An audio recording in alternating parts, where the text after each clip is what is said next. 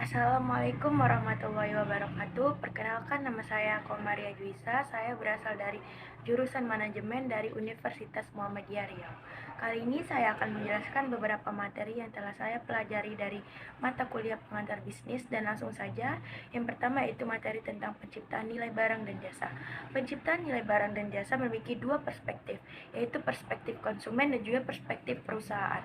Nilai dari perspektif konsumen adalah suatu produk akan memiliki nilai yang semakin tinggi dari sudut pandang konsumen apabila dengan harga yang sama konsumen memperoleh produk yang memiliki kualitas dan fitur yang lebih baik. Dan nilai dari perspektif perusahaan, Porter menjelaskan, nilai dari perspektif perusahaan adalah selisih antara kesediaan pembeli untuk membayar harga suatu produk dengan biaya yang dikeluarkan perusahaan untuk memproduksi barang dan jasa sampai barang tersebut berada di tangan pembeli. Selanjutnya, penciptaan nilai.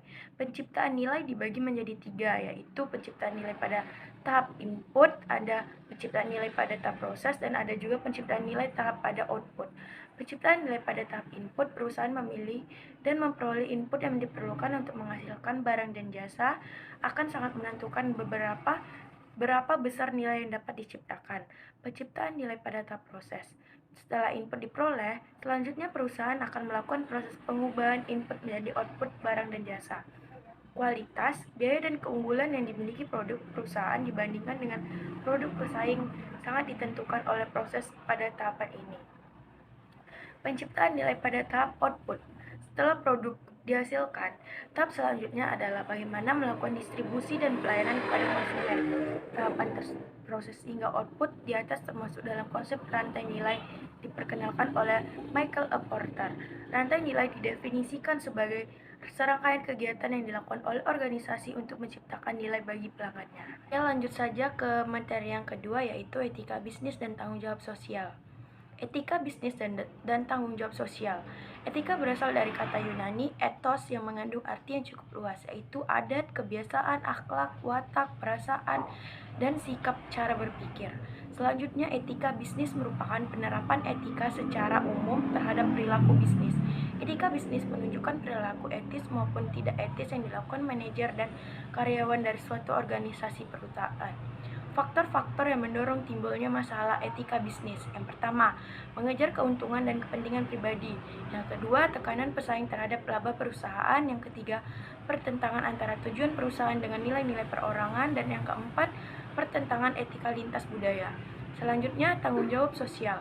Kata responsibility terdiri dari dua kata, yaitu response atau tanggapan dan ability adalah kemampuan. Jadi pada dasarnya tanggung jawab menunjukkan kemampuan yang harus dimiliki seseorang atau sebuah organisasi untuk memberikan tanggapan terhadap berbagai hal yang diminta tanggapan oleh pihak lain. Tanggung jawab sosial perusahaan, bentuk kepedulian perusahaan terhadap lingkungan eksternal perusahaan melalui berbagai kegiatan yang dilakukan dalam rangka penjagaan lingkungan, norma masyarakat, partisipasi pembangunan, serta berbagai bentuk tanggung jawab sosial lainnya. Selanjutnya, materi ketiga yang saya pelajari adalah fungsi perencanaan. Perencanaan manajemen berfungsi untuk memberikan arahan, koordinasi, dan pengendalian yang baik berdasarkan rencana yang sebelumnya telah ditetapkan. Fungsi ini mengidentifikasi berbagai tujuan untuk kinerja organisasi di masa depan, serta menentukan tugas dan penggunaan sumber daya yang diperlukan untuk mencapainya. Sejalan dengan apa yang dikemukakan di atas, maka perlu diketahui fungsi-fungsi dari planning itu sendiri, yaitu yang pertama, menentukan titik tolak dan tujuan usaha. Setelah menentukan tujuan yang ingin dicapai, maka perlu dilakukan perencanaan sebagai alat untuk mencapai sasaran tersebut. Yang kedua, memberikan pedoman, pegangan, dan arah. Tanpa perencanaan, suatu perusahaan tidak akan memiliki pedoman, pegangan, dan arahan dalam melaksanakan aktivitas kegiatannya. Yang ketiga, mencegah pemborosan waktu, tenaga, dan material. Di sini menekankan betapa pentingnya kemampuan menilai terhadap hal realistis yang muncul dengan tujuan yang sudah ditetapkan. Yang keempat, memudahkan pengawasan yang terencana dapat mengetahui penyelewengan yang terjadi. Agar dapat membuat perencanaan yang baik, maka manajer memerlukan data-data yang lengkap, dapat dipercaya, serta aktual. Yang kelima, kemampuan evaluasi yang teratur. Dengan adanya planning, perusahaan dapat mengetahui apakah usaha yang dilakukan sudah sesuai dengan tujuan atau belum, sehingga tidak terjadi under planning dan overplanning. Yang terakhir ada sebagai alat koordinasi. Selanjutnya, materi yang akan saya bahas adalah fungsi perorganisasian. Fungsi organisasial adalah fungsi yang dijalankan oleh para manajer perusahaan untuk membagi-bagi pekerjaan kepada para pelaksana tugas serta mengembangkan struktur hubungan antara pelaksana tugas yang satu dengan pelaksana tugas yang lainnya, sehingga tugas tersebut dapat dilakukan dan menunjang tercapainya tujuan organisasi. Desain organisasional merupakan pemilihan suatu struktur organisasi yang paling sesuai dengan tujuan, strategi, sumber daya organisasi, dan juga tugas-tugas yang dimiliki sebuah perusahaan. Struktur organisasional menunjukkan bagaimana aktivitas yang terdapat di dalam organisasi dibagi, dikelompokkan, dan dikoordinasikan hubungannya, baik hubungan antara manajer dengan karyawan, manajer dengan manajer, dan karyawan dengan karyawan. Proses pengorganisasian merupakan kegiatan-kegiatan utama yang harus dilakukan para manajer dalam kegiatan perorganisasian. Proses perorganisasian memiliki 5 tahap. Yang pertama, pembagian kerja. Yang kedua, departementalisasi. Yang ketiga, pengisian jabatan. Yang keempat, pengkoordinasian. Yang kelima, pengembangan hierarki organisasi. Oke, selanjutnya ada materi tentang fungsi kepemimpinan. Kepemimpinan adalah satu fungsi yang manajemen untuk mempengaruhi, mengarahkan, memotivasi, dan mengawasi orang lain agar dapat melakukan tugas-tugas yang telah direncanakan, sehingga mencapai sasaran dan tujuan organisasinya.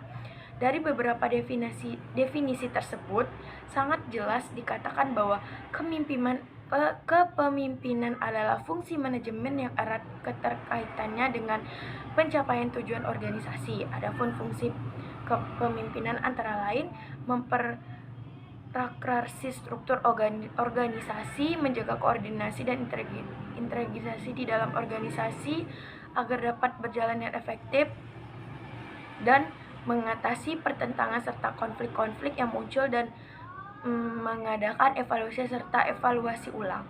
Pada hakikatnya, fungsi kepemimpinan terdiri dari 2 aspek, yaitu sebagai berikut. Fungsi administrasi, yaitu mengadakan formulasi kebijaksanaan administrasi menyediakan fasilitasnya. Yang kedua, fungsi sebagai top manajemen, yaitu mengadakan perencanaan, perorganisasian, pendelegasian, pengarahan, pemerintahan, dan pengontrolan. Orang yang melakukan fungsi kepemimpinan ini biasanya disebut dengan pemimpin, atau dalam bahasa Inggris disebut dengan leader. Berdasarkan definisi dari Ricky W. Graffin 2003-68, pemimpin adalah individu yang mampu mempengaruhi perilaku orang lain tanpa harus mengandalkan kekerasan. Pemimpinan adalah individu yang diterima oleh orang lain sebagai pemimpin. Dan materi yang terakhir adalah teknologi digital dalam komunikasi. Teknologi komunikasi digital adalah teknologi yang berbasis sinyal elektrik komputer. Sinyalnya bersifat terputus-putus dan menggunakan sistem bilangan binar. Bilangan binar tersebut akan membentuk kode-kode yang mempresentasikan suatu informasi tertentu. Setelah melalui proses digitalisasi, informasi yang masuk akan berubah menjadi serangkaian bilangan binar yang membentuk informasi dalam wujud kode digital. Kode digital tersebut nantinya akan mampu dimanipulasi oleh komputer. Teknologi digital dalam komunikasi juga memiliki manfaat, yaitu memudahkan komunikasi antara sesama insan. Yang kedua, memudahkan pencarian kerja. Pencarian kerja ini menjadi lebih mudah karena sudah ada teknologi digital. Yang ketiga, ada membuatkan informasi lebih mudah. Dulu saat kita ingin memberitahukan sebuah berita, artikel, juga peristiwa yang menarik, maka kita akan menceritakan peristiwa tersebut melalui obrolan atau jika jaraknya jauh akan melalui surat. Sekarang kita bisa memberitahukannya melalui SMS maupun telepon. Komunikasi bisnis merupakan komunikasi yang digunakan dalam dunia bisnis yang mencakup berbagai macam bentuk komunikasi, baik komunikasi verbal maupun nonverbal, untuk mencapai tujuan tertentu. Dengan media komunikasi yang beragam dan akses informasi yang mudah, pengusaha menjadi lebih mudah dalam berkomunikasi baik dengan pelanggan ataupun dengan pihak-pihak lain yang terlibat di dalam bisnis yang ia tekuni. Fasilitas dalam komunikasi bisnis di era digital diantaranya sosial media seperti blog, Facebook, Instagram, Twitter, YouTube, dan sebagainya, memiliki sejumlah manfaat bagi perusahaan. Terdapat etika komunikasi bisnis yang dapat ditetapkan dalam komunikasi bisnis, baik dengan menggunakan media baru ataupun tidak, yaitu memaparkan informasi yang benar.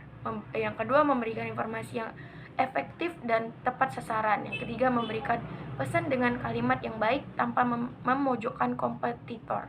Yang keempat, menggunakan kalimat yang mudah dimengerti. Sekian yang dapat saya sampaikan, semoga bisa bermanfaat bagi yang menonton dan juga mendengarkan. Lebih dan kurang saya mohon maaf. Assalamualaikum warahmatullahi wabarakatuh.